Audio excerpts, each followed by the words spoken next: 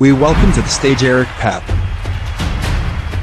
I work with organizations that want to increase effectiveness so that they can experience continual growth. Guys, this is not like TV, okay? I can see you, all right?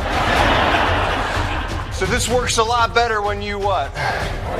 Participate, right? And that's really what I wanted to give you today is by the end of the 45 minutes, when you walk out today, you not only have strategies, but you have an increase in confidence on your level and you're able to deal with change. That you truly become, bless you, what this conference says is the architects of change. Not only becomes a theme, but it just becomes your way of life. And we live in a world that we have so much information coming at us nonstop, right? On our smartphones. Everywhere we're inundated with information. It's almost kind of like we've been drunk on information, but yet we're starving for the wisdom. In a complex, challenging, competitive marketplace that we live in, it's finding the vital few amongst the trivial many. So that gets us to the fallacy of doing, where we have these false beliefs come inside of our head. We feel and we believe the more I do, the more I'm worth. Or I feel guilty when I'm not doing something. But the problem, though, that we run into, though, is the busier I become, the less I what? The less I think. Excellent. So it's not about so much putting in the hours as it is what's the output, the impact, and the value. The 3 habits of productivity. Plan, prioritize, and protect your time. We have to get realistic expectations. That's one of the biggest things in terms of planning. We have unrealistic expectations. And then we feel like we're not good enough. Our confidence takes a hit. And the one thing that you have to protect as a knowledge worker in the age that we're in right now is your confidence. Because if your confidence takes a hit, your work starts to show for it. The abdication of accountability. So on this team, this manager is not holding the team accountable for their performance.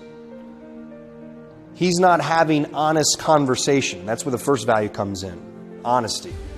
And so what's happening is good employees are getting punished with more work and less time. Bad employees get rewarded with less work and more time. And responsibility can either be viewed in 2 lights. If you look it up in the dictionary, it can either be viewed as blame, guilt, liability, or power, influence, and control. And the way in which responsibility is seen by the employees is set by the context, is set by the leaders. If you have leaders in an organization that are deflecting and not taking responsibility, then what happens? It trickles right on down. When we view failure, we internalize it. Don't internalize it. Right? Because when you let go of internalizing, then it lets go of this emotional headlock that it's got on you. Then you free yourself from that because you're able to emotionalize the change and then it has no power over you. Everything in life takes courage. What's my definition of courage? Courage is taking action even though you're what? Scared. When something comes on our desk and it's new, then it can bring up uncertainty or fear. And I've got 2 choices. One is I can take courage, or the second thing is I can procrastinate. You ever wonder how salespeople spend their time? What I want to share with you today, the sales time system, it's what I created, it's what I personally use. I don't have the time to what? To make sales calls. I don't have the time to do business development. I don't have the time to do prospecting. And guys, by the way, nobody defaults to making sales calls.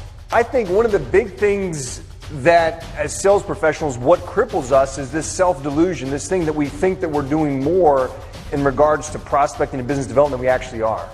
May you have gratitude for your past.